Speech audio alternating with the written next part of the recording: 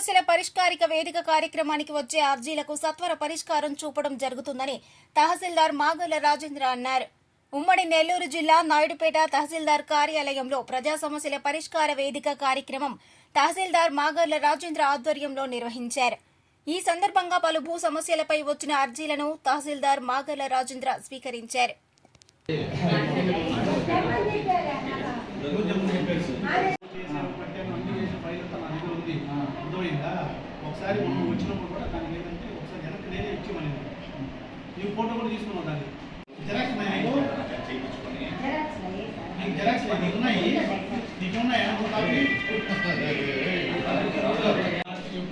మరిన్ని news update కోసం A3 news channel ని సబ్స్క్రైబ్ చేసి బెల్ ఐకాన్ ను ప్రెస్ చేయండి.